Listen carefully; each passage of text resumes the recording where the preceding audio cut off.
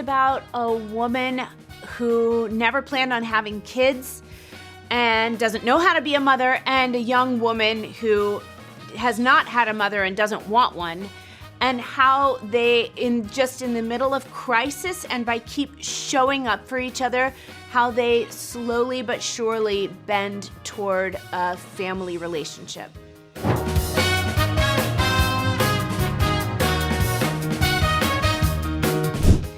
Owen is not who we think he is, but at the same time, he's exactly who Hannah knows he is. And I think that both can be true. You can be completely, gobsmacked by someone and still know the kernel of them at the same time, or vice versa.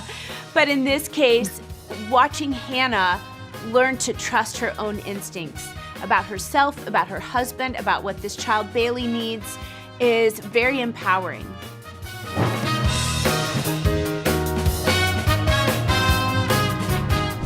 Probably, if you dig deep enough in anyone's past, there's a moment that they think, I don't even know what mine would be, but I am sure that everyone, if you ask me enough questions, if I was in an open frame of mind, if we were all alone, I'm sure that eventually you would get to a spot that I would say, oh, I don't want to talk about that, and I'm sure that's true for everyone. It certainly is for Owen Michaels. And Hannah learns about everything under his covers in the absolute most terrifying, wild way.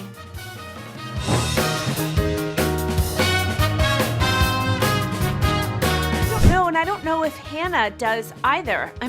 She's got to come to a place of radical acceptance, right? Where she has to just realize, okay, this is my life now. This is the sacrifice I've had to make, and what am I sacrificing anyway? Because who is this person? But at the same time, I don't know, maybe she's a bigger woman than we are. Would we be able to forgive? I don't know.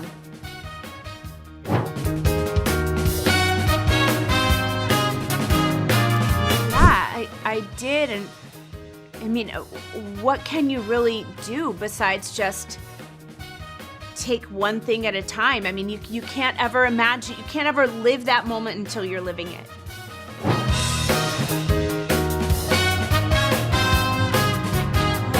Advice to Hannah. I think I more learned from Hannah than needing to give her advice. I learned a lot from Hannah. I learned about stillness. I learned about taking action when you need to take action. I learned about being forthright when that's what is called for.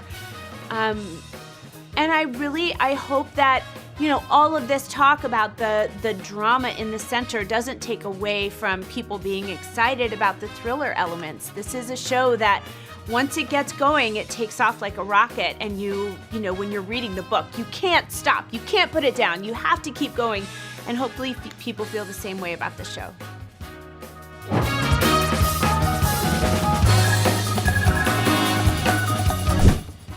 Hate the sin, love the sinner. I don't know. I don't think anyone is 100% anything. We're all just much more complex than that. That's the way we're put together. I think people at their core are good, but that doesn't mean that they do good things. I read the book as just a book reader and was such an enormous fan and said, who has optioned this? What's happening? The role wasn't available at the time. And when it became available due to scheduling issues, I heard about it and I leapt into action trying to,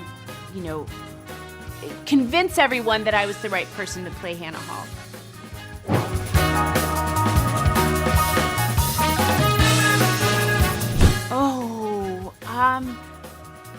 I think you need to watch The Last Thing He Told Me, because it is going to test your idea of parenthood. It's going to test your idea of love. What is love? Is love knowing someone? Is love not being betrayed? Is love trusting that someone will understand what you mean in a very cryptic, with just nothing but a cryptic little note? And can you trust yourself? Can you trust your own instincts, and how far are you willing to take it? And then, of course, you should watch, because your heart's gonna race and you won't be able to sleep, and you're gonna hopefully want to stay up and watch everything all at once.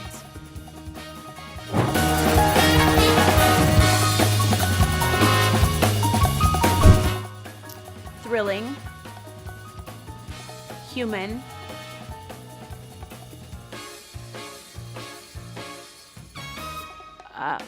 heart racing. Gracias por ver el video hasta el final. Si quieres estar actualizado, no olvides suscribirte al canal del Tiempo en YouTube, activar la campanita para recibir las notificaciones y compartirlo con tus amigos y familiares.